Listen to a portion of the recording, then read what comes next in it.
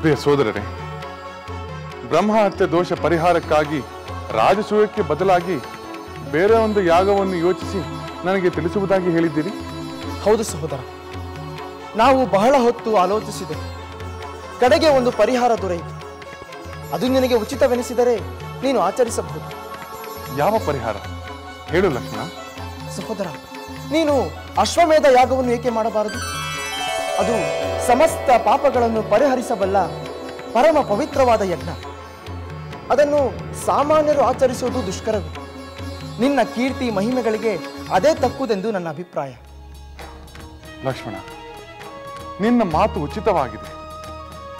ಆದರೆ ರಾಜಸೂಯದಂತೆ ಈ ಯಾಗದಿಂದ ಅನ್ಯ ರಾಜರಿಗೆ ಆಪತ್ತು ಒದಗುವುದಿಲ್ಲವೇ? ನೀನೇನು ಹೇಳುವೆ ಭರತ? ಸೋದರ, ರಾಜಸೂಯವೆಂದರೆ ದಂಡಯಾತ್ರೆ, ಯುದ್ಧ ಅನಿವಾರ್ಯ. ಇಲ್ಲಿಯೂ ಯುದ್ಧ ಅನಿವಾರ್ಯವಾಗಬಹುದು, ಪ್ರತಿಭಟಿಸುವವರಿದ್ದರೆ ಮಾತ್ರ. ಆದರೆ ಭೂಮಂಡಲದ ರಾಜರೆಲ್ಲರೂ ನಿನ್ನ ಆಜ್ಞಾನುವರ್ತಿಗಳಾಗಿರುವುದರಿಂದ ಅಂತಹ ಪ್ರತಿಭಟನೆ ಬರುವುದು ಅಸಾಧ್ಯವೇ ಸರಿ. ಆದ್ದರಿಂದ ನೀನು ಅಶ್ವಮೇಧ ಯಾಗವನ್ನು ಮಾಡಬಹುದು. ಸಹೋದರ, ಹಿಂದೆ ಇಂದ್ರ ಬ್ರಹ್ಮಹತ್ಯೆ ದೋಷದ ಪರಿಹಾರ್ಥವಾಗಿ ಅಶ್ವಮೇಧ ಯಾಗ ಮಾಡಿದ ವೃತ್ತಾಂತವನ್ನು ನಾನು ಕೇಳಿದ್ದೆ. ಅಮ್ಮ ಅಮ್ಮ, ನಾವು ನಿನಗೆ ಕತೆ ಹೇಳುತ್ತೇವೆ. ಏನು? ನೀವು ನನಗೆ ಕತೆ ಹೇಳುತ್ತೀರಾ? ಯಾವ ಕತೆ? ಶ್ರೀರಾಮನ ಕತೆ ಹೇಳುತ್ತೇವೆ. ಏನು? ನೀವು ನನ್ನ ಶ್ರೀರಾಮನ ಕತೆ ಹೇಳುತ್ತೀರಾ? ಹೌದಮ್ಮ, ಗುರುಗಳು ನಮಗೆ ರಾಮಾಯಣವನ್ನು ಹೇಳಿಕೊಡುತ್ತಿರುವುದು ನಿನಗೆ ತಿಳಿಯದೆ? ತಿಳಿದಿದೆ ಮಗು. ನಾವು ಹಾಡುವುದನ್ನು ಕೇಳಿಲ್ಲವೇ? ನಿತ್ಯ ಕೇಳುತ್ತಲೇ ಇರುವೆನಲ್ಲ. ನಾವು ಚೆನ್ನಾಗಿ ಹಾಡುತ್ತೇವೋ ಇಲ್ಲವೋ? ಬರೀ ಚೆನ್ನಾಗಿ ಅಲ್ಲ, ಸುಮಧುರವಾಗಿ ಹಾಡುತ್ತೀರಾ. ಆ ಕಾವ್ಯದಲ್ಲಿ ಬರುವ ಶ್ರೀರಾಮನ ಕಥೆಯನ್ನು ನಿನಗೆ ಒಮ್ಮೆ ಹೇಳಬೇಕೆಂದು ಆಸೆಯಾಗುತ್ತಿದೆ. ನನಗೂ ಆ ಕತೆ ಗೊತ್ತಿದೆ. ಹಾಗಾದರೆ ನಾವು ಹೇಳುವುದು ಬೇಡವೇ? ಆ ಮಹಾತ್ಮನ ಕಥೆಯನ್ನು ಎಷ್ಟು ಸರಿ ಕೇಳಿದರೂ ತೃಪ್ತಿಯೇ ಇಲ್ಲ. ಹೇಳಿ ಮಕ್ಕಳೇ. ಅಮ್ಮ, ಶ್ರೀರಾಮ ಚಿಕ್ಕ ವಯಸ್ಸಿನಲ್ಲೇ ಮಹರ್ಷಿ ವಿಶ್ವಾಮಿತ್ರರ ಯಜ್ಞ ರಕ್ಷಣೆಗೆ ಹೋಗಿದ್ದನಂತೆ. ಆಗಲೇ ಅರಣ್ಯದಲ್ಲಿ ತಾಟಕಿ ಎಂಬ ಘೋರ ರಾಕ್ಷಸಿಯನ್ನು ಸಂಹರಿಸಿದನಂತೆ. ವಿಶ್ವಾಮಿತ್ರ ಮುನಿಗಳ ಯಜ್ಞವನ್ನು ಕೆಡಿಸಲು ಬಂದ ಆ ರಾಕ್ಷಸ ಸುಬಾಹುವನ್ನು ಕೊಂದ. ಅವನ ಸೋದರ ಮಾರೀಚನನ್ನು ಸಮುದ್ರಕ್ಕೆ ಬೀಳುವಂತೆ ಮಾಡಿದ. ಅಮ್ಮ, ಕೇಳುತ್ತಿರುವೆಯಾ? ಕೇಳುತ್ತಿದ್ದೇನೆ, ಹೇಳಿ. ಆ ನಂತರ ವಿಶ್ವಾಮಿತ್ರರು ರಾಮ ಲಕ್ಷ್ಮಣರನ್ನು ಜಾನಕಿ ದೇವಿ ಇದ್ದ ಮಿಥಿಲಾ ನಗರಕ್ಕೆ ಕರೆದುಕೊಂಡು ಹೋದರು. ಅಲ್ಲಿ ಶ್ರೀರಾಮ ಯಾರು ಎತ್ತಲಾಗದ ಶಿವಧನಸ್ಸನ್ನು ಎತ್ತಿ ಅದಕ್ಕೆ ಹೆದೆಯೇರಿಸಲು ಹೋದಾಗ ಅದು ಮುರಿದು ಹೋಯಿತು.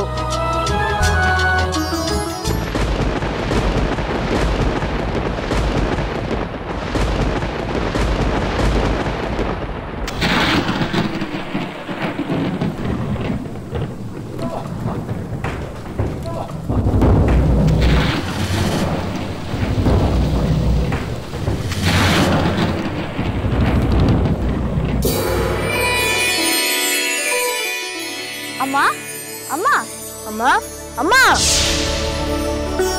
ಏನು ಮಗು? ಶ್ರೀರಾಮ ಶಿವಧನಸ್ಸನ್ನು ಭಂಗಿಸಿದರಿಂದ ಏನಾಯಿತು? ಏನಾಯಿತು? ನನ್ನ ಕಲ್ಯಾಣವಾಯಿತು.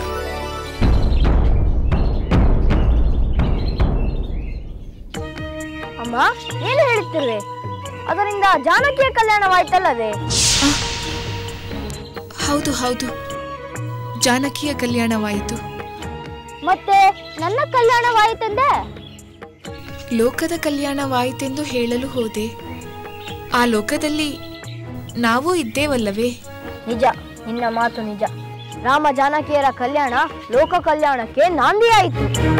ಅಮ್ಮ, ನಾವು ಒಂದು ಸಲ ಆ ರಾಮಚಂದ್ರನನ್ನು ನೋಡಬಹುದೇ? ಹೌದಮ್ಮ, ಆ ಮಹಿಮಾನ್ವಿತನನ್ನು ಒಮ್ಮೆ ನೋಡಬೇಕೆಂದು ಆಸೆಯಾಗುತ್ತಿದೆ.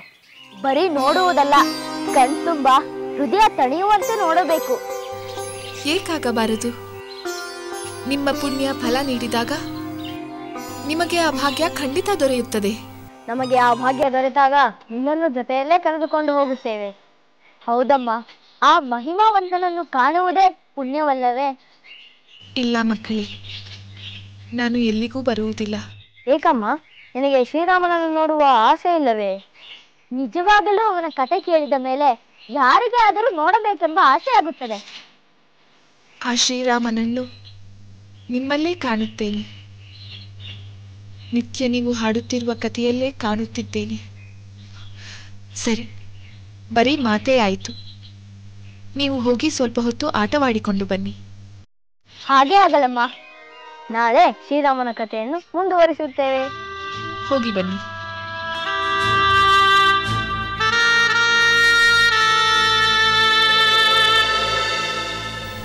ಎಂಥ ಸಂದಿಗ್ಧ ಪರಿಸ್ಥಿತಿ.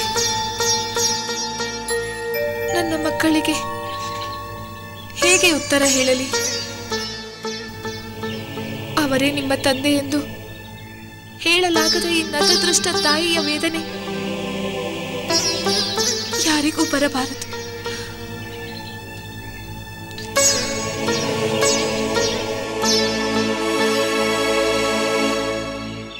ಹಿಂದೆ ಇಂದ್ರ ಬ್ರಹ್ಮಹತ್ಯೆ ದೋಷದ ಪರಿಹಾರ್ಥವಾಗಿ ಅಶ್ವಮೇಧ ಯಾಗ ಮಾಡಿದ ವೃತ್ತಾಂತವನ್ನು ನಾನು ಕೇಳಿದ್ದೇನೆ.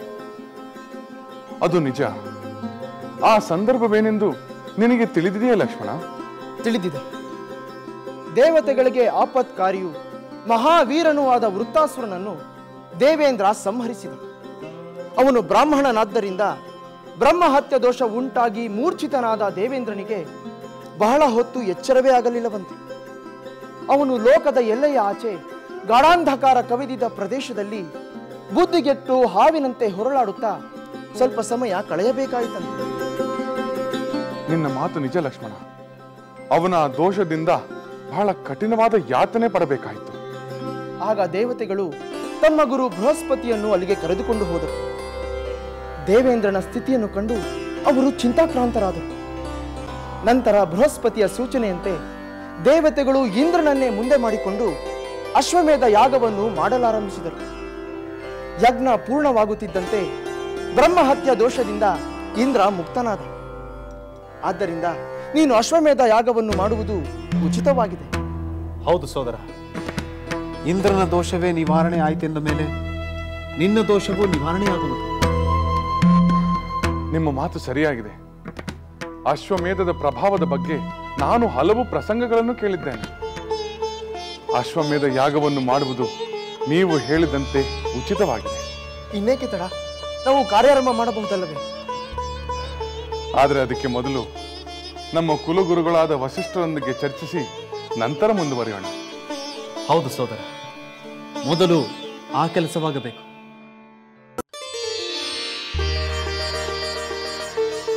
ಸಹೋದರ, ಕುಲಗುರುಗಳಾದ ವಸಿಷ್ಠರು ಬಂದಿದ್ದಾರೆ.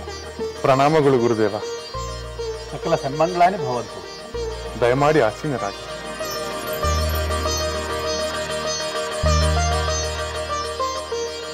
ರಾಮಚಂದ್ರ, ನೀನು ಯಾವುದೋ ಮಹತ್ ಕಾರ್ಯವನ್ನು ಆಚರಿಸುವ ಸಂಕಲ್ಪವನ್ನು ಮಾಡಿರುವೆಯಂತೆ?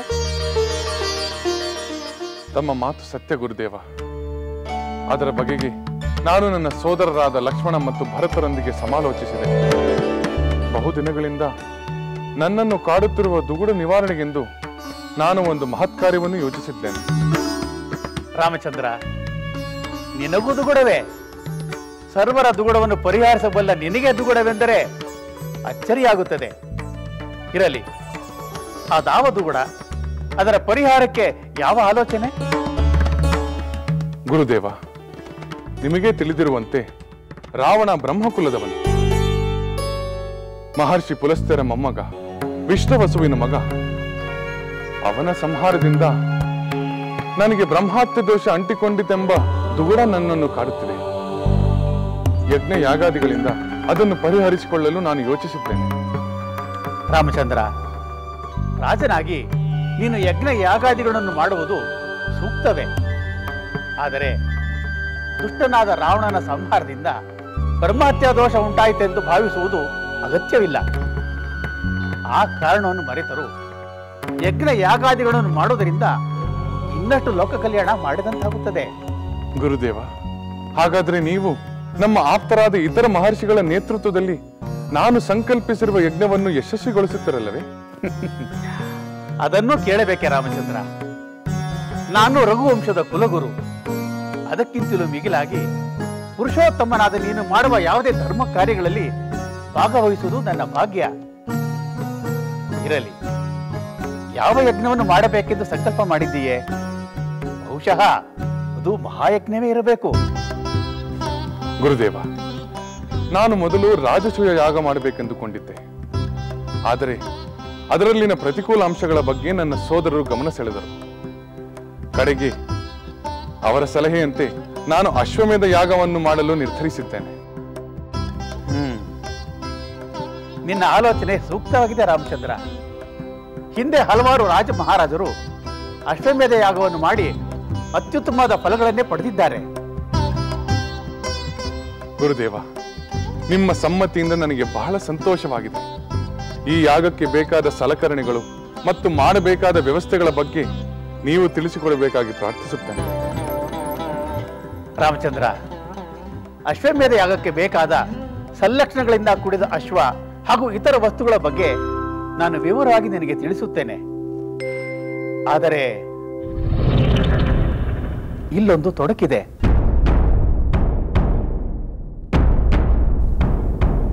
ಯಾವ ತೊಡಕು ಗುರುದೇವ? ರಾಮಚಂದ್ರ, ನೀನು ನಿನ್ನ ಧರ್ಮಪತ್ನಿಯೊಂದಿಗೆ ದೀಕ್ಷಾಬದ್ಧನಾಗಿ ಯಾಗವನ್ನು ಆರಂಭಿಸಬೇಕು. ಅದಕ್ಕೇನು ಮಾಡುವೆ? ಏನು, ಧರ್ಮಪತ್ನಿ ಇರಬೇಕೆ? ಹೌದು, ಇರಲೇಬೇಕು.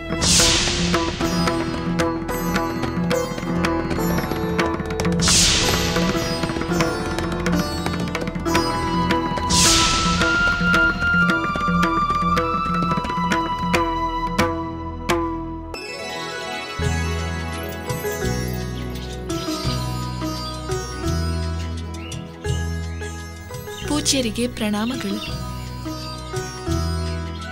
ಶುಭವಾಗಲಿ ಮಗು. ಕುಳಿತುಕೋತಾಯಿ.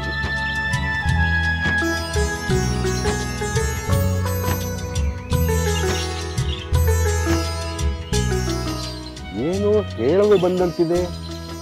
ಯಾವ ಹಿಂಜರಿಕೆಯೂ ಇಲ್ಲದೆ ಅದೇನೆಂದು ಹೇಳು ಮಗನೇ. ಪೂಜ್ಯರೇ, ನೀವು ರಚಿಸಿರುವ ರಾಮಾಯಣ ಕಾವ್ಯ ಲವಕುಶರ ಮೇಲೆ ಬಹಳ ಪರಿಣಾಮ ಉಂಟು ಮಾಡಿದೆ. ಅದರಲ್ಲಿ ನನ್ನ ವಿಶೇಷವೇನಿದೆ ಮಗಳೇ? ಶ್ರೀರಾಮನ ಕಲ್ಯಾಣ ಗುಣಗಳು ಸರ್ವರನ್ನೂ ಆಕರ್ಷಿಸುತ್ತದೆ.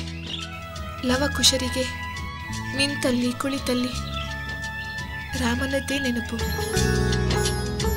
ನನಗೂ ರಾಮಾಯಣದ ಕಥೆಯನ್ನು ಹೇಳಲು ಉತ್ಸಾಹ ತೋರುತ್ತಿದ್ದಾರೆ.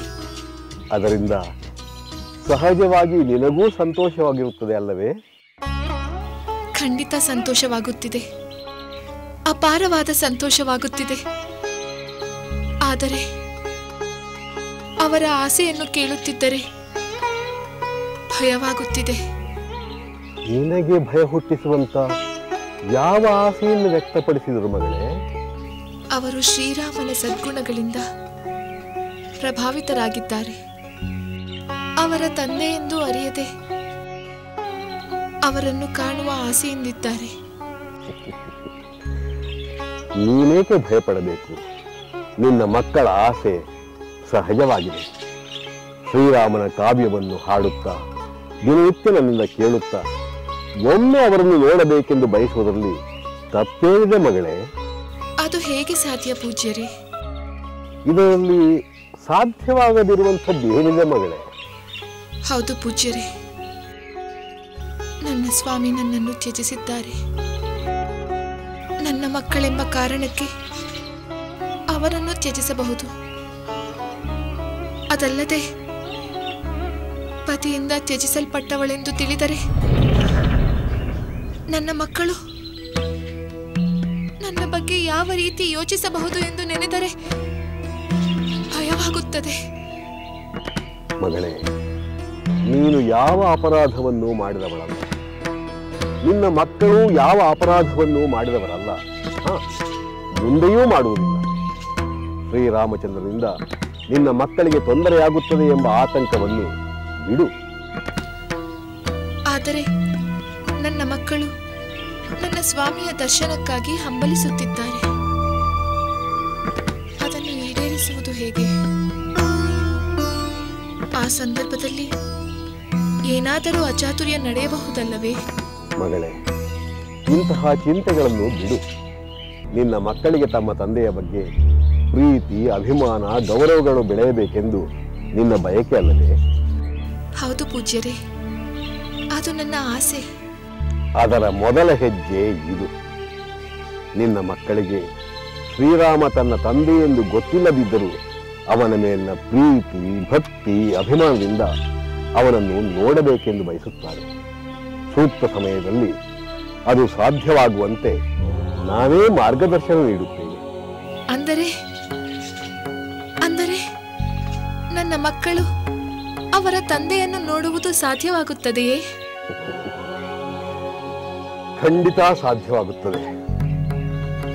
ಆದರೆ ಆಗ ಅವರು ತಮ್ಮ ತಂದೆ ಎಂದು ನೋಡುವುದಿಲ್ಲ, ಅಯೋಧ್ಯಾಧಿಪತಿಯಾದ ಪುರುಷೋತ್ತಮನಾದ ಶ್ರೀರಾಮಚಂದ್ರನೆಂದು ನೋಡುತ್ತಾರೆ. ಅಂದರೆ ಶ್ರೀರಾಮನಿಗೂ ಅವರು ತನ್ನ ಮಕ್ಕಳೆಂದು ತಿಳಿಯುವುದಿಲ್ಲ ಅಲ್ಲವೇ? ಇಲ್ಲ, ಅವನಿಗೂ ತಿಳಿದಿರುವುದಿಲ್ಲ. ಅಂಥ ಶುಭಗಳಿಗೆ ಇಷ್ಟರಲ್ಲಿಯೇ ಪ್ರಾಪ್ತವಾಗುತ್ತದೆ. ಮುಂದೆ ಎಲ್ಲವೂ ಶುಭವಾಗುತ್ತದೆ. ನೀನು ಚಿಂತಿಸಬೇಡ ಮಗಳೇ. ಹಾಗೇ ಆಗಲಿ ಪೂಜ್ಯರೇ.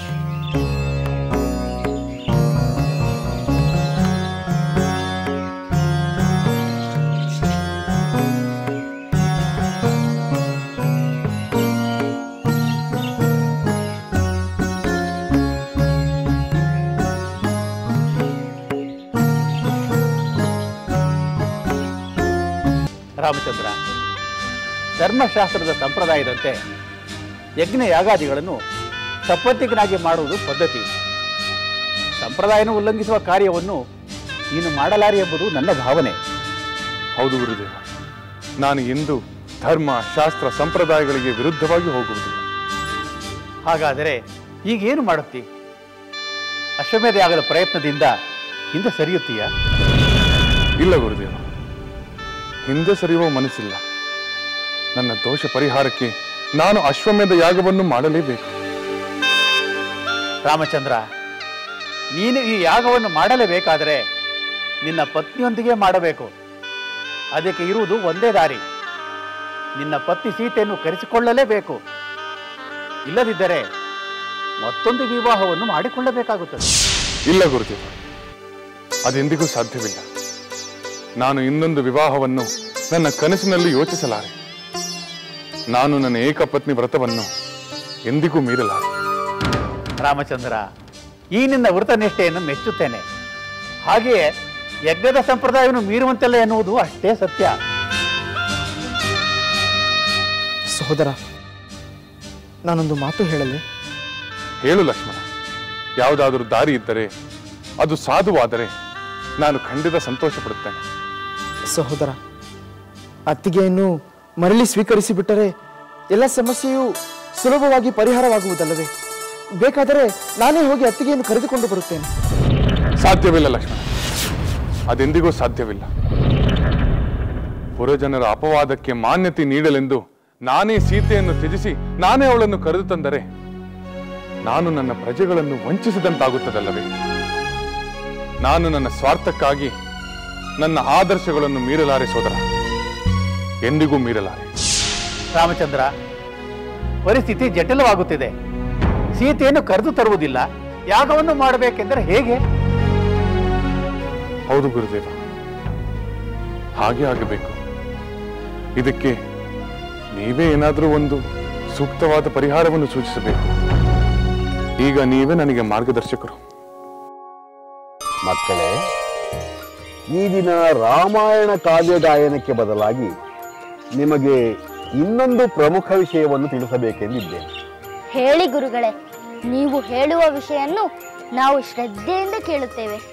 ನೀವು ಹೇಳುವ ಪ್ರತಿಯೊಂದು ಮಾತು ನಮ್ಮ ಅಭ್ಯುದಯಕ್ಕೆ ಎಂಬುದು ನಮಗೆ ಗೊತ್ತು. ಮಕ್ಕಳೇ, ನಿಮ್ಮ ಶ್ರದ್ಧೆ ಮತ್ತು ಗುರುಭಕ್ತಿಗಳನ್ನು ಕಂಡು ನಮಗೆ ಅತೀವ ಸಂತೋಷವಾಗಿದೆ.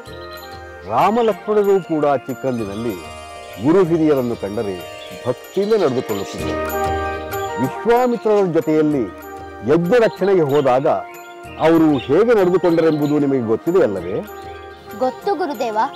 ವಿಶ್ವಾಮಿತ್ರರು ತಮ್ಮ ಜೊತೆಗೆ ಕಳಿಸಲು ಕೇಳಿದಾಗ ರಾಕ್ಷಸರ ವಿರುದ್ಧ ಹೋರಾಡಲು ಅಷ್ಟು ಚಿಕ್ಕ ಮಕ್ಕಳಿಗೆ ಸಾಧ್ಯವೇ ಎಂದು ಸ್ವತಃ ದಶರಥ ಮಹಾರಾಜರು ಚಿಂತೆಗೊಳಗಾದರಲ್ಲವೇ? ಆಗ ಮುಂದೆ ನಿನ್ನ ಮಕ್ಕಳಿಗೆ ಶ್ರೇಯಸ್ಸಾಗಬೇಕೆಂದರೆ ನಿರಾತಂಕವಾಗಿ ವಿಶ್ವಾಮಿತ್ರರ ಜೊತೆ ಕಳಿಸುವಂತೆ ಕುಲಗುರುಗಳಾದ ವಸಿಷ್ಠರೇ ಹೇಳಿದ ಮೇಲೆ ದಶರಥ ಕಳಿಸಲು ಒಪ್ಪಿದನಲ್ಲವೇ? ನಿಜ ಮಕ್ಕಳೇ, ನೀವು ರಾಮಾಯಣವನ್ನು ಚೆನ್ನಾಗಿ ಮನನ ಮಾಡಿಕೊಂಡಿದ್ದೀರಿ. ಮಹರ್ಷಿ ವಿಶ್ವಾಮಿತ್ರರು ಅನೇಕ ಶಸ್ತ್ರಾಸ್ತ್ರಗಳನ್ನು ತಿಳಿದಿದ್ದರು. ಅವರಿಂದ ರಾಮ ಲಕ್ಷ್ಮಣರಿಗೆ ಏನು ಪ್ರಯೋಜನವಾಯಿತು? ಮಾರೀಚ ಮತ್ತು ಸುಬಾಹು ರಾಕ್ಷಸರನ್ನು ಎದುರಿಸುವ ಮೊದಲು ವಿಶ್ವಾಮಿತ್ರರೇ ರಾಮಚಂದ್ರರಿಗೆ ಅನೇಕ ದಿವ್ಯಾಸ್ತ್ರಗಳನ್ನು ಉಪದೇಶಿಸಿದರು. ಕೂಡಲೇ ಅವುಗಳನ್ನು ರಾಮಚಂದ್ರ ಸಿದ್ಧಿಸಿಕೊಂಡ. ಮಕ್ಕಳೇ, ನೀವು ರಾಮ ಲಕ್ಷ್ಮಣರಂತೆ ಸಕಲ ಶಸ್ತ್ರಾಸ್ತ್ರಗಳಲ್ಲಿ ಪಾರಂಗತನಾಗಲು ಬಯಸುತ್ತೀರಲ್ಲವೇ? ಹೌದು ಗುರುಗಳೇ, ನಾವು ರಾಮ ಲಕ್ಷ್ಮಣರಂತೆ ಧನುರ್ವಿದ್ಯೆಯಲ್ಲಿ ಪರಿಣಿತರಾಗಬೇಕು. ಅವರಂತೆ ನಾವು ದುಷ್ಟ ಶಿಕ್ಷೆ ರಕ್ಷಣೆಗಾಗಿ ನಮ್ಮ ವಿದ್ಯೆಯನ್ನು ವಿನಿಯೋಗಿಸಬೇಕು. ಭಲೆ ಭಲೆ, ತಂದೆಯ ಗುಣಗಳೇ ನಿಮ್ಮಲ್ಲೂ ತುಂಬಿವೆ. ತಂದೆಯ ಗುಣ ಅಂದರೆ ಯಾರು ಪೂಜ್ಯರೇ? ತಂದೆ ಎಂದರೆ ಯಾರು ಗುರುದೇವ?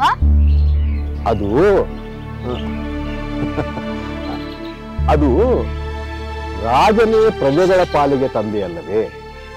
ರಘುವಂಶಕ್ಕೆ ಸೇರಿದ ಈ ಪ್ರದೇಶದಲ್ಲಿರುವ ನಾವು ಅವನ ಪ್ರಜೆಗಳಲ್ಲವೇ? ಆ ರಾಜನ ಗುಣಗಳೇ ನಿಮ್ಮಲ್ಲೂ ಬಂದಿದೆ ಎಂದು ಹೇಳಿದೆ ಅಷ್ಟೇ. ಗುರುಗಳೇ, ನೀವು ಕಲಿಸಿದ ಬಾಣ ಪ್ರಯೋಗದ ವಿದ್ಯೆಯನ್ನು ನಾವು ಚೆನ್ನಾಗಿ ಕಲಿತಿದ್ದೇವೆ. ಆದರೆ ಅಷ್ಟೇ ಸಾಲದು ಗುರುದೇವ. ನಾವು ರಾಮಚಂದ್ರನಂತೆ ದುಷ್ಟ ಶಿಕ್ಷಣ ಮಾಡಲು, ಶಿಷ್ಟರ ರಕ್ಷಣೆ ಮಾಡಲು ನಮಗೂ ದಿವ್ಯಾಸ್ತ್ರಗಳು ಬೇಕು. ಆ ದಿವ್ಯಾಸ್ತ್ರಗಳು ನಮಗೆ ಹೇಗೆ ದೊರೆಯುತ್ತವೆ ಗುರುದೇವ? ನಾವೇನಾದರೂ ತಪಸ್ಸು ಮಾಡಬೇಕೆ? ಬೇಡ ಮಕ್ಕಳೇ, ಬೇಡ. ಈ ಚಿಕ್ಕ ವಯಸ್ಸಿನಲ್ಲಿ ಅಷ್ಟೊಂದು ಶ್ರಮ ವಹಿಸುವುದು ಬೇಡ. ನಾನು ನನ್ನ ತಪಸ್ಸಿನಿಂದ ಗಳಿಸಿದ ದಿವ್ಯಾಸ್ತ್ರಗಳನ್ನು ನಿಮಗೆ ಉಪದೇಶಿಸುತ್ತೇನೆ. ನೀವು ಪರಾಕ್ರಮಶಾಲಿಗಳಾಗಿ ದುಷ್ಟರನ್ನು ನಿಗ್ರಹಿಸಿ ಶಿಷ್ಟರನ್ನು ಕಾಪಾಡಬಹುದು. ಒಂದು ಶುಭ ದಿನದಂದು ಶುಭ ಮುಹೂರ್ತದಲ್ಲಿ ಆ ಅಸ್ತ್ರಗಳನ್ನು ನಿಮಗೆ ಉಪದೇಶಿಸುತ್ತೇನೆ. ನಿಮ್ಮ ಅನುಗ್ರಹಕ್ಕೆ ಅನಂತ ವಂದನೆಗಳು ಗುರುದೇವ. ವಿಜಯೀ ಭವ.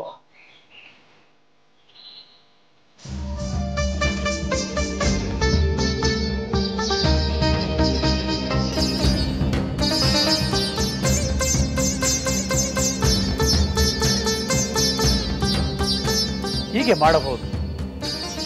ನಿನ್ನ ಪತ್ನಿಯು ನಿನ್ನ ಜೊತೆಯಲ್ಲಿ ಇರುವುದಿಲ್ಲವೆಂದ ಮೇಲೆ ಯಾಗದ ಸಂದರ್ಭದಲ್ಲಿ ಸುವರ್ಣದಲ್ಲಿ ನಿನ್ನ ಪತ್ನಿಯ ಮೂರ್ತಿಯನ್ನು ಮಾಡಿಸಿ ಅದನ್ನೇ ಪತ್ನಿಯ ಸ್ಥಾನದಲ್ಲಿ ಇರಿಸಿಕೊಂಡು ಯಾಗವನ್ನು ಮಾಡಬಹುದು.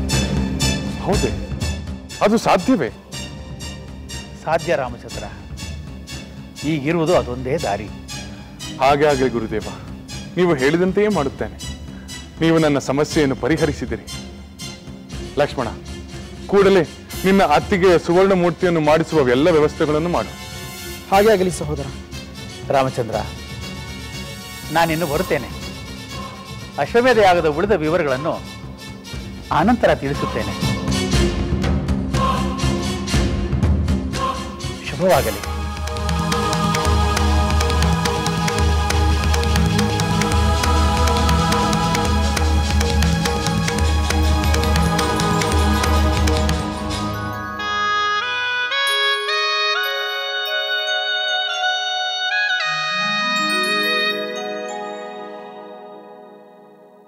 ಚಾರಣೆ, ನೀವು ಇತ್ತೀಚೆಗೆ ಕೇವಲ ಪ್ರಿಯ ವಾರ್ತೆಗಳನ್ನಷ್ಟೇ ತರುತ್ತಿರುವಿರಿ. ನಾವು ಪ್ರಿಯ ವಾರ್ತೆಗಳನ್ನಲ್ಲದೆ ಅಪ್ರಿಯ ವಾರ್ತೆಗಳನ್ನು ಕೇಳುತ್ತಿಲ್ಲ ಪ್ರಭು. ಎಲ್ಲೆಲ್ಲೂ ಸುಖ ಸಮೃದ್ಧಿಯೇ ತುಂಬಿ ತುಳುಕುತ್ತಿರುವಾಗ ನಾವು ಮಾಡುವ ಕೆಲಸ ಇಲ್ಲವೇ ಇಲ್ಲವೆನಿಸುತ್ತಿದೆ ಪ್ರಭು. ಹಾಗಾದರೆ ಇನ್ನು ನಿಮ್ಮ ಸೇವೆ ಅಗತ್ಯವಿಲ್ಲವೆಂದು ನಿಮ್ಮನ್ನು ಕಳಿಸಿಬಿಡಲೆ? ಅಯ್ಯೋ, ಹಾಗೆ ಮಾಡಬೇಡಿ ಪ್ರಭು. ನಿಮ್ಮ ಸೇವೆ ಇಲ್ಲದೆ ನಾವು ಬದುಕುವುದಾದರೂ ಹೇಗೆ ಪ್ರಭು? ಆ ಸೇವೆಯಲ್ಲದಿದ್ದರೆ ನೀವು ವಹಿಸುವ ಇನ್ನಾವ ಸೇವೆಯನ್ನಾದರೂ ನಾವು ಮಾಡಲು ಸಿದ್ಧರಿದ್ದೇವೆ ಮಹಾಪ್ರಭು. ಭಯಪಡಬೇಡಿ ಚಾರಣೆ. ನಿಷ್ಠಾವಂತರಾದ ನಿಮ್ಮನ್ನು ದೂರ ಮಾಡುವ ಯಾವ ಆಲೋಚನೆಯೂ ನನ್ನಲ್ಲಿಲ್ಲ. ಆದರೆ ನಿಮ್ಮ ಸೇವೆ ನನಗೆ ಸದಾ ಬೇಕಾಗುತ್ತಿರುತ್ತದೆ. ಈಗಾಗಲೇ ನಾನು ತೆಗೆದುಕೊಂಡ ರಾಜ್ಯಾಡಳಿತದ ನಿರ್ಧಾರಗಳಿಗೆ ಪ್ರಜೆಗಳ ಅಭಿಪ್ರಾಯವೇನೆಂದು ನೀವು ತಂದು ತಿಳಿಸಿದ್ದೀರಿ. ಇನ್ನು ಮುಂದೆಯೂ ನನ್ನ ಹೊಸ ನಿರ್ಧಾರಗಳಿಗೆ ಪ್ರಜೆಗಳ ಅಭಿಪ್ರಾಯವನ್ನು ನೀವು ಸಂಗ್ರಹಿಸಬೇಕು. ಅದನ್ನು ಬಂದು ನನಗೆ ತಿಳಿಸಬೇಕು. ಈಗ ಅಂತ ಹೊಸ ನಿರ್ಧಾರವೇನಾದರೂ ಇದೆಯೇ ಪ್ರಭು? ಇದೆ, ಖಂಡಿತ ಇದೆ. ಇಷ್ಟರಲ್ಲಿ ಅದು ಅಧಿಕೃತವಾಗಿ ಪ್ರಕಟವಾಗುತ್ತದೆ. ಹಾಗಾದರೆ ಮತ್ತೊಮ್ಮೆ ಜನಸಂದಣಿ ಇರುವ ಕಡೆ ಸಂಚಾರ ಮಾಡಬೇಕು. ನಿಮ್ಮ ನಿರ್ಧಾರಕ್ಕೆ ಅವರ ಪ್ರತಿಕ್ರಿಯೆ ಏನಂತ ತಿಳಿದು ಬರಬೇಕು ಅಲ್ಲವೇ ಪ್ರಭು? ಹೌದು, ನೀವು ಆ ಕೆಲಸ ಮಾಡಬೇಕು. ನಾವು ಸಿದ್ಧರಾಗಿದ್ದೇವೆ ಪ್ರಭು. ಮತ್ತೊಮ್ಮೆ ಎಲ್ಲ ಕಡೆ ಸಂಚಾರ ಆರಂಭಿಸುತ್ತೇವೆ. ಇಷ್ಟರಲ್ಲಿ ನಾನು ಅಶ್ವಮೇಧ ಯಾಗವನ್ನು ಮಾಡಲು ನಿರ್ಧರಿಸಿದ್ದೇನೆ. ಹೌದೇ? ಇದು ನಿಜವಾಗಿಯೂ ಸಂತೋಷದ ವಾರ್ತೆ ಪ್ರಭು. ಅಂತ ಮಹಾಯಾಗವನ್ನು ನೀವಲ್ಲದೆ ಬೇರೆ ಯಾರು ತಾನೇ ಮಾಡಲು ಸಾಧ್ಯ? ಅಂತೂ ಅಯೋಧ್ಯೆ ತುಂಬ ಮತ್ತೆ ಮಹಾಸಂಭ್ರಮ ಆರಂಭವಾಗುತ್ತದೆ. ನಮ್ಮ ಪ್ರಜೆಗಳೆಲ್ಲ ಸರ್ವ ರೀತಿಯಲ್ಲೂ ನಿಮ್ಮ ಯಾಗದ ಯಶಸ್ಸಿಗೆ ಶ್ರಮಿಸುತ್ತಾರೆ ಮಹಾಪ್ರಭು. ಹೌದು, ಇದು ಎಲ್ಲರೂ ಭಾಗವಹಿಸಬೇಕಾದ ಸಂಭ್ರಮದ ಕಾರ್ಯ. ಆ ಯಾಗದಿಂದ ನನಗೆ ಮಾತ್ರವಲ್ಲ, ಇಡೀ ಪ್ರಜಾ ಸಮುದಾಯಕ್ಕೆ ಶ್ರೇಯಸ್ಸಾಗಬೇಕು. ಪ್ರಭು, ಈ ಶುಭ ಸಂದರ್ಭದಲ್ಲಿ ಮಹಾರಾಣಿಯವರನ್ನು ಕರೆಸಿಕೊಳ್ಳುತ್ತೀರಲ್ಲವೇ? ಇಲ್ಲ, ಮಹಾರಾಣಿ ಬರುವುದಿಲ್ಲ. ಆದರೆ ಯಾಗಕ್ಕೋಸ್ಕರವಾಗಿ ಸ್ವರ್ಣ ಸೀತೆಯನ್ನು ನಿರ್ಮಿಸಿ ನನ್ನ ಪತ್ನಿಯ ಸ್ಥಾನದಲ್ಲಿರಿಸಿ ನಾನು ಯಾಗ ಮಾಡುತ್ತೇನೆ. ಅದಕ್ಕೆ ಕುಲಗುರುಗಳಾದ ಪೂಜ್ಯ ವಸಿಷ್ಠರ ಸಮ್ಮತಿಯೂ ಇದೆ. ನೀವೇನು ಹೊರಡಬಹುದು.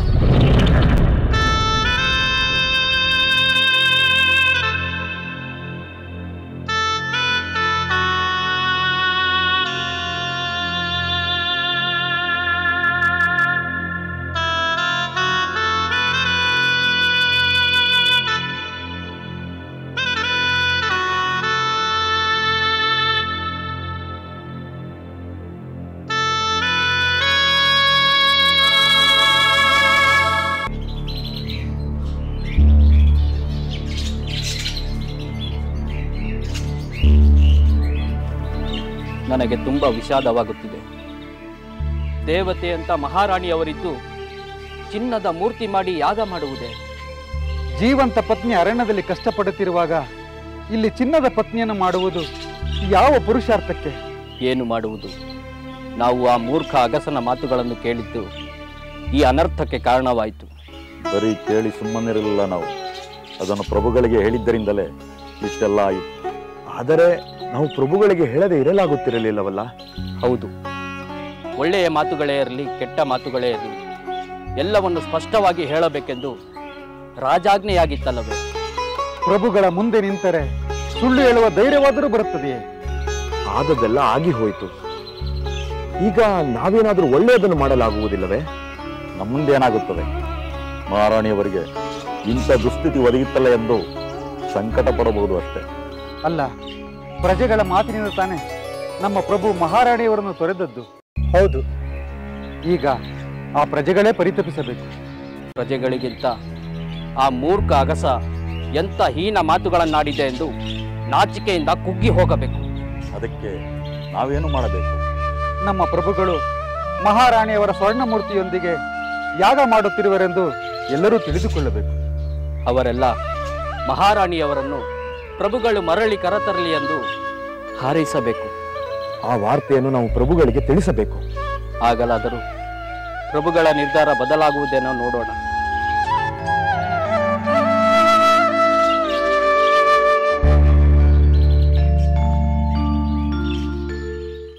ಅಮ್ಮ ಅಮ್ಮ, ನಾವು ನನಗೆ ಒಂದು ವಿಷಯವನ್ನು ಹೇಳುತ್ತೇವೆ. ಅದು ಶ್ರೀರಾಮನನ್ನು ಕುರಿತ ವಿಷಯ. ಹೌದೇನು? ಅದೇನು ಹೇಳಿ, ನಾನು ಕೇಳುತ್ತೇನೆ. ಅಮ್ಮ, ನಿನಗೆ ಶ್ರೀರಾಮನ ಅಸ್ತ್ರ ಕೌಶಲ್ಯದ ಬಗ್ಗೆ ತಿಳಿದಿದೆಯೇ? ಅದು ಅದು ಅಯ್ಯೋ, ಅದು ನಿನಗೆ ಹೇಗೆ ಗೊತ್ತಿರುತ್ತದೆ? ಗುರುಗಳು ರಚಿಸಿರುವ ರಾಮಾಯಣ ಕಾವ್ಯವನ್ನು ಕೇಳಿದಷ್ಟು ಮಾತ್ರ ನಿನಗೆ ಗೊತ್ತಿರುತ್ತದೆ. ಹೌದು ಹೌದು, ಅಷ್ಟೇ ನನಗೆ ಗೊತ್ತಿರುವುದು. ಅದಿರಲಿ, ಅದೇನು ವಿಷಯ ಹೇಳಿ. ಅಮ್ಮ, ವಿಶ್ವಾಮಿತ್ರರು ಶ್ರೀರಾಮನಿಗೆ ಅನೇಕ ದಿವ್ಯಾಸ್ತ್ರಗಳನ್ನು ಉಪದೇಶಿಸಿದರಂತೆ. ಅಮ್ಮ ಅಮ್ಮ, ನಮ್ಮ ಗುರುಗಳು ನಮಗೂ ಕೂಡ ದಿವ್ಯಾಸ್ತ್ರಗಳನ್ನು ಉಪದೇಶಿಸುತ್ತಾರಂತೆ. ಹೌದೇ? ಬಹಳ ಸಂತೋಷ ಮಕ್ಕಳೇ. ನೀವು ಕೂಡ ಶ್ರೀರಾಮನಂತೆ ದಿವ್ಯಾಸ್ತ್ರಗಳನ್ನು ಪಡೆದುಕೊಂಡು ಮಹಾವೀರರೆನಿಸಿಕೊಳ್ಳಿ. ನಾವು ಬರೀ ಮಹಾವೀರರಾಗುವುದಿಲ್ಲ, ಶ್ರೀರಾಮನಂತೆ ನಾವು ಲೋಕವಿಖ್ಯಾತರಾಗುತ್ತೇವೆ. ಈ ಭೂಮಂಡಲದಲ್ಲಿ ಯಾರು ನಮಗೆ ಸರಿಸಾಟಿ ಇಲ್ಲದಂತಹ ವೀರರಾಗುತ್ತೇವೆ. ಆ ಶ್ರೀರಾಮನನ್ನೇ ಮೀರಿಸುತ್ತೇವೆ. ಸಾಕು, ನಿಲ್ಲಿಸಿ.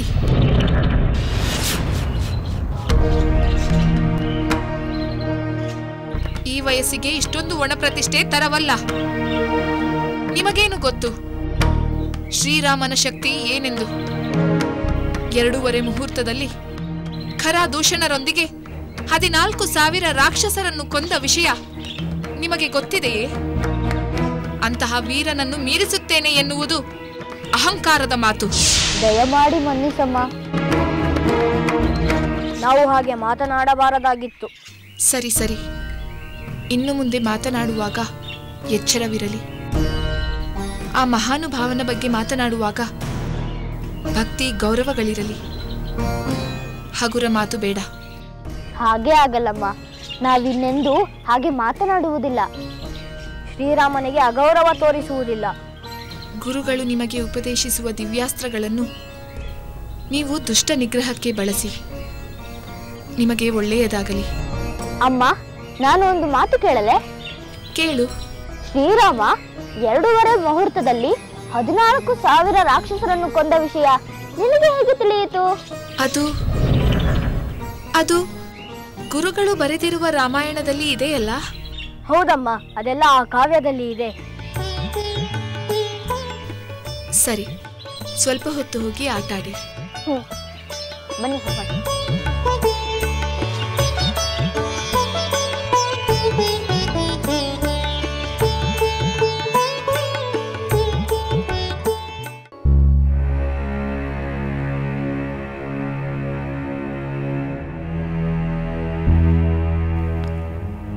ಊರ್ಮಿಳೆ, ಏಕೆ ದುಃಖಿಸುತ್ತಿರುವೆ?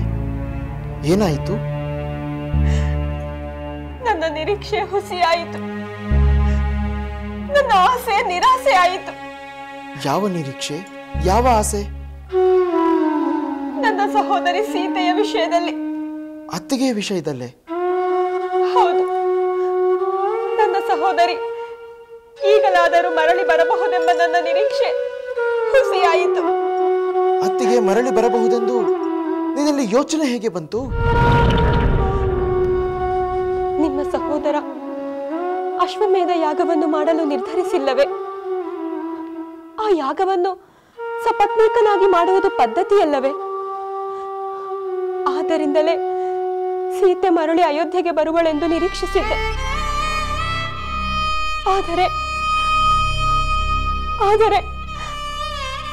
ಸೀತೆಯ ಬದಲಾಗಿ ಅವಳ ಚಿನ್ನದ ಮೂರ್ತಿಯನ್ನು ಮಾಡಿ ಯಾಗ ಮಾಡುವರೆಂದು ತಿಳಿದು ದುಃಖವಾಗುವುದಿಲ್ಲವೇ? ಹೌದು ಊರ್ಮಿಳೆ, ನನಗೂ ನಿನ್ನಂತೆ ನಿರಾಸೆಯಾಗಿದೆ. ನೀವಾದರೂ ಹೇಳಬಾರದಿತ್ತೆ? ಏನೆಂದು ಹೇಳಬೇಕಾಗಿತ್ತು? ಪತ್ನಿ ಜೀವಂತವಾಗಿರುವಾಗ ಚಿನ್ನದ ಮೂರ್ತಿಯನ್ನು ಮಾಡುವುದು ತರವಲ್ಲವೆಂದು. ಹೇಳಲ್ಲವೆಂದುಕೊಂಡೆಯ? ಹೇಳಿದೆ ಊರ್ಮಿಳೆ. ಅತ್ತಿಗೆ ಮರಳಿ ಬಂದರೆ ನಾನು ನಿನ್ನಂತ ಸಂತೋಷ ಪಡುತ್ತಿರಲಿಲ್ಲವೇ? ಆದರೆ ನಿಮ್ಮ ಸಹೋದರ ನಿಮ್ಮ ಮಾತನ್ನು ಕೇಳಲಿಲ್ಲ ಅಲ್ಲವೇ? ಹೌದು ಊರ್ಮಿಳೆ, ನಾನು ಭರತ ಮಾಡಿದ ಪ್ರಯತ್ನ ವಿಫಲವಾಯಿತು. ಸಹೋದರ ತನ್ನ ನಿರ್ಧಾರವನ್ನು ಬದಲಾಯಿಸಲಿಲ್ಲ. ಏಕಪತ್ನಿ ವ್ರತವನ್ನು ಮೀರಿ ಮರು ವಿವಾಹವಾಗುವುದು ಸಾಧ್ಯವಿಲ್ಲ ಎಂದು ಬಿಟ್ಟ. ತನ್ನ ಸ್ವಾರ್ಥಕ್ಕಾಗಿ ಪ್ರಜೆಗಳನ್ನು ವಂಚಿಸಲಾರೆ ಎಂದು ಖಂಡಿತವಾಗಿ ಹೇಳಿಬಿಟ್ಟ. ಶ್ರೀರಾಮನ ನಿರ್ಧಾರ ಇಷ್ಟೊಂದು ಖಚಿತವಾಗಿರುವುದನ್ನು ನೋಡುತ್ತಿದ್ದರೆ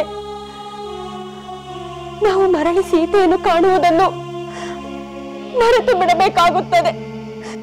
ಈಗಲೇ ಅಷ್ಟು ನಿರಾಸೆ ಏಕೆ ಊರ್ಮಿಳೆ?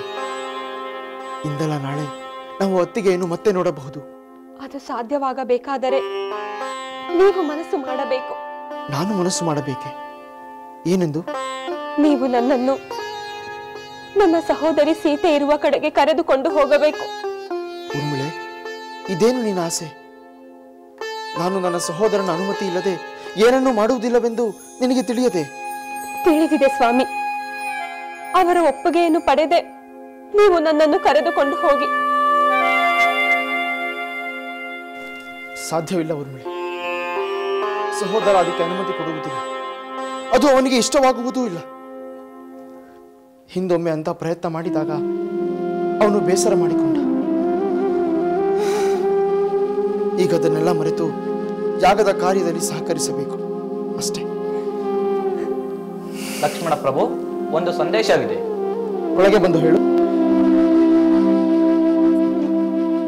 ಮಹಾರಾಣಿಯವರ ಚಿನ್ನದ ಮೂರ್ತಿಯನ್ನು ತಂದಿದ್ದಾರೆ. ಹೌದೇ? ನಾನು ಬಂದು ನೋಡ್ತೇನೆ.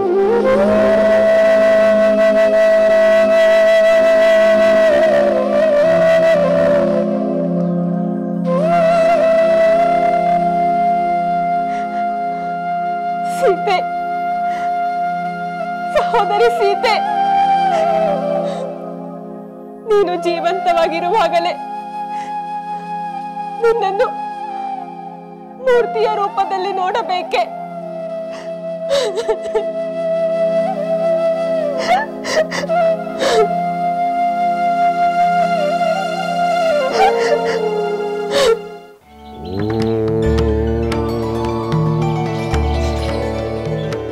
ಗುರುಗಳಿಗೆ ಪ್ರಣಾಮಗಳು. ಆಯುಷ್ಮಾನ್ ಭವ.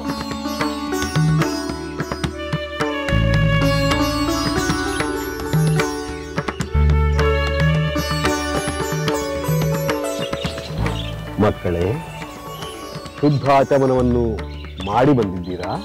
ಮಾಡಿದೆವು ಗುರುಗಳೇ. ಈಗ ನಾನು ಕುಲದೈವವಾದ ಭಗವಾನ್ ಭಾಸ್ಕರ ಆದಿತ್ಯ ಹೃದಯ ಶ್ಲೋಕಗಳನ್ನು ಹೇಳಿಕೊಡುತ್ತೇನೆ. ನೀವು ಪುನರುಚ್ಚರಿಸಬೇಕು. ಹಾಗೆ ಆಗಲಿ ಗುರುಗಳೇ.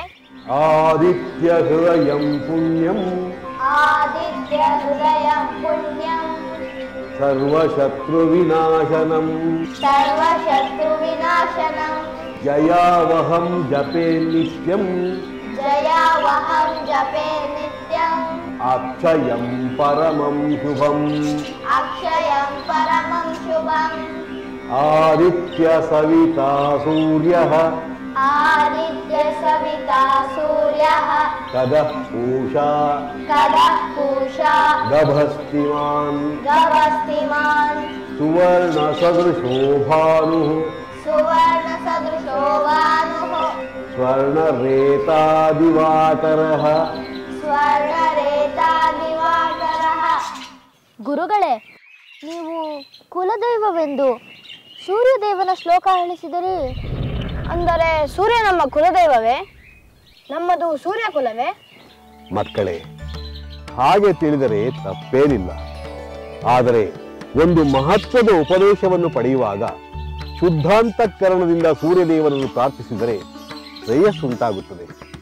ಈಗ ನೀವು ಕುಲದ ವಿಷಯವನ್ನು ಬಿಟ್ಟು ನಾನು ಹೇಳುವುದನ್ನು, ನಾನು ಉಪದೇಶಿಸುವ ಮಂತ್ರವನ್ನು ಶ್ರದ್ಧಾಭಕ್ತಿಯಿಂದ ಕೇಳಿ.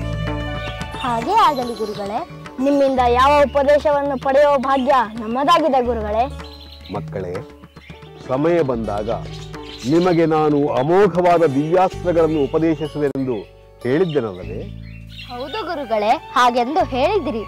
ಅದಕ್ಕಾಗಿ ನಾವು ಕಾತರದಿಂದ ಕಾದಿದ್ದೇವೆ. ಈಗ ಆ ಸಮಯ ಕೂಡಿ ಬಂದಿದೆ. ನೀವಿಬ್ಬರು ಭಕ್ತಿ ಭಾವದಿಂದ ತದೇಕ ಚಿತ್ತದಿಂದ ಪ್ರಾರ್ಥಿಸುತ್ತಾ ಇರಿ. ನಾನು ಒಂದೊಂದೇ ಅಸ್ತ್ರಾಭಿಮಾನಿ ದೇವತೆಗಳನ್ನು ಆಹ್ವಾನಿಸಿ ಅವರ ಅನುಗ್ರಹ ನಿಮಗೆ ಲಭಿಸುವಂತೆ ಮಾಡುತ್ತೇನೆ. ಹಾಗೇ ಆಗಲಿ ಗುರುಗಳೇ.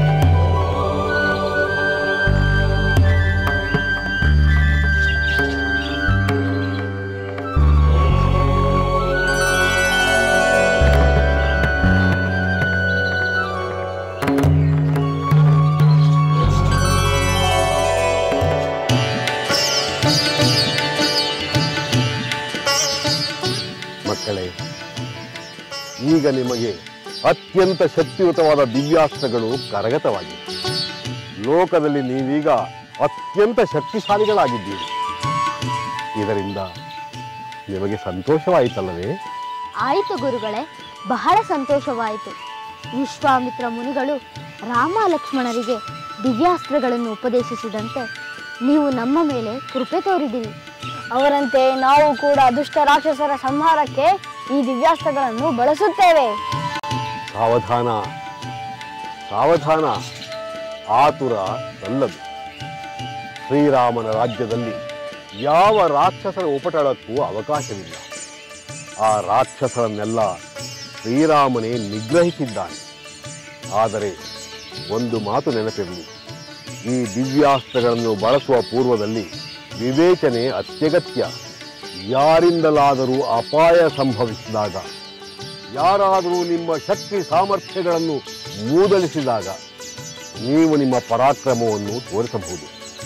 ಆದರೆ ಈ ಶಸ್ತ್ರಾಸ್ತ್ರಗಳನ್ನು ಬಳಸುವ ಪೂರ್ವದಲ್ಲಿ ಎಚ್ಚರಿಕೆ ಅಗತ್ಯ. ಹಾಗೇ ಆಗಲಿ ಗುರುದೇವ. ವಿಜಯೀ ಭವ, ವಿಜಯೀ ಭವ.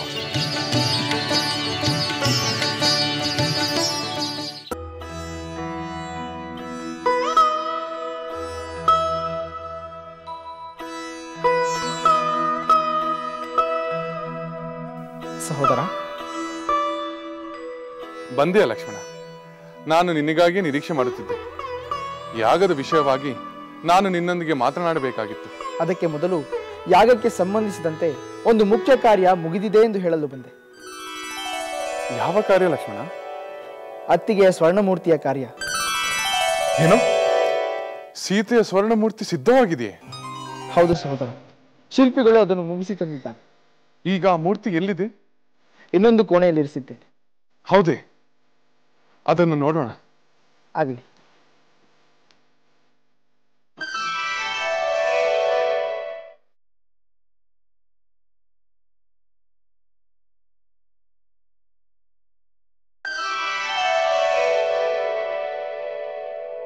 ಲಕ್ಷ್ಮಣ,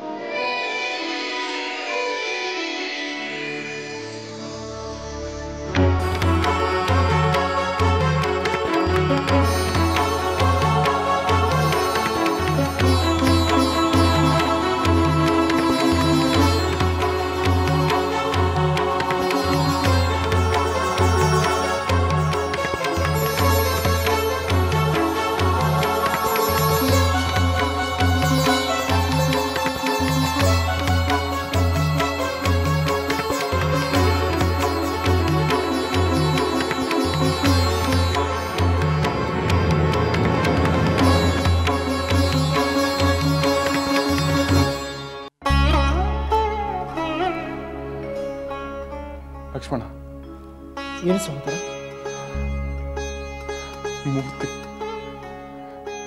ಮೂರ್ತಿ ಉತ್ತಮವಾಗಿದೆ ಸಹೋದರ. ಇದು ಇಲ್ಲಿಯೇ ಇರಲಿ. ಆಗಲಿ ಸಹೋದರ, ನೀನು ತೃಪ್ತನಾಗಿರುವೆ ಎಂದು ಆ ಶಿಲ್ಪಿಗಳಿಗೆ ಹೇಳುತ್ತೇನೆ. ಲಕ್ಷ್ಮಣ, ನೀನು ಕೂಡಲೇ ಕುಲಗುರುಗಳಾದ ವಸಿಷ್ಠರ ಬಳಿಗೆ ಹೋಗಿ ಮೂರ್ತಿ ಸಿದ್ಧವಾಗಿರುವ ವಿಷಯವನ್ನು ತಿಳಿಸು. ಜೊತೆಗೆ ಯಾಗದ ವಿಷಯವಾಗಿ ಅವರೊಂದಿಗೆ ಮಾತನಾಡಲು ಬಯಸಿರುವರೆಂದು ಅವರಿಗೆ ಹೇಳು. ಹಾಗೆ ಮಾಡುತ್ತೇನೆ.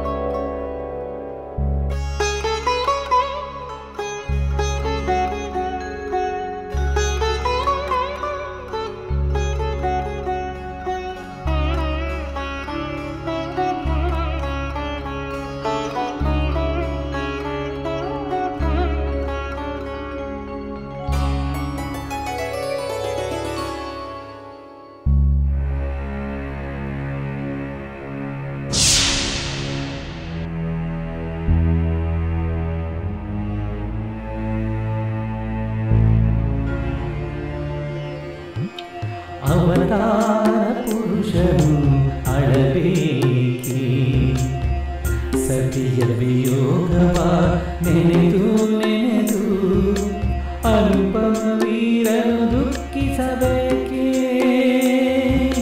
ಸತಿಯ ಪ್ರೇಮವನ್ನು ನೆನೆದು ನೆನೆದು ಅವತಾರ ಪುರುಷನು ಅಳಬೇಕೆ